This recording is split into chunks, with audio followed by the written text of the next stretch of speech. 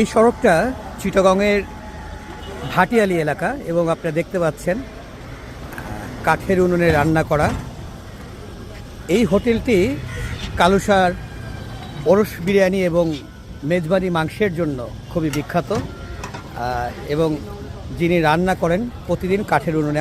আমরা যদি একটু দেখতে চাই আপনার এটা হলো আমাদের নলা ঝোল। এটা আপনাদের হলো আমাদের ম্যাকডানি মাংস, মেজবানি মাংস, ম্যাকডানি মাংস। আচ্ছা, সিঙ্গেল বেশি আধা কেজি বেশি 1 কেজি বিক্রি করি। জি। আর এটা আমাদের ওই যে চনার ডাল কদু, এটা আজকে মূলতে পাঠাইছে চনার ডাল কদু। জি। আর এটা হলো আমাদের সাদা ভাত। ম্যাকডানি সাদা ভাত। আর একটু যদি আপনাদের বিশেষ একটা জিনিস, সেটা হচ্ছে ওরস।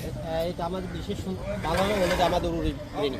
এইটাই সেই ওরস বিরিয়ানি যা খেতে আসেন প্রচুর মানুষ, যারা ভোজন রসিক রয়েছে তাদের পছন্দের খাবারের তালিকা এটা রয়েছে। ওরস বিরিয়ানি বলা হয়, এটাকে বলা হচ্ছে ওরস বিরিয়ানি। আমরা একটু দোকানের দিকে ঢুকি। দোকানের এই নামটা হচ্ছে খাজা কালুসা ওরস বিরিয়ানি এবং মেজবান। দেখতেই পাচ্ছেন যে দুপুরে অসংখ্য মানুষ তারা খেতে এসেছেন এই বিরিয়ানি ঘরে। আমরা যদি কয়েকজনের সাথে কথা বলি, আপনি কি সবসময় এই দোকানে খেতে আসেন? না ভাই, আমি আসছি রাঙ্গুনিয়া থেকে। এই শুধু এটা খেতে? না, এটা খাওয়ার জন্য না, এটা যখন দেখছি মেজবানি, এখানে মেজবানি চলতেছে। আচ্ছা, তো এখন গাড়িও বন্ধ করে এখানে চলে আসছি। কিন্তু প্লাস অনেক স্বাদ হয়েছে, ভালো হয়েছে, স্বাদ ভালো। দেখতেই পাচ্ছেন এখানে আরেকটি বিষয়, সেটা হচ্ছে প্রতিটি খাবার মাটির ভাঁড়ে করে পরিবেশন করা হয়। তা দেখতে পাচ্ছেন, আমরা শেষে দেখাই মাটির ভাঁড়ে।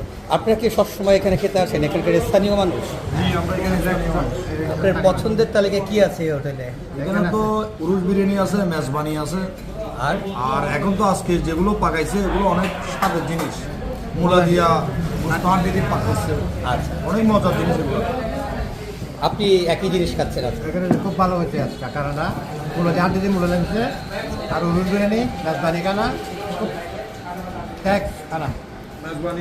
এই ছিল ভাটিয়ালি সড়কে সেই খাজা কালুসার ওরস বিরিয়ানির এবং হচ্ছে মেজবান মাংসের। আমি যদি একটু চার্টটা আপনাদের দেখাই, যে চার্টটা আপনারা দেখে রাখেন, সেটি হচ্ছে যে খুবই রিজনেবল। অর্থাৎ ওরস বিরিয়ানি 120, হাফ 70, মেজবানি হচ্ছে জনপ্রতি প্যাকেজ 220।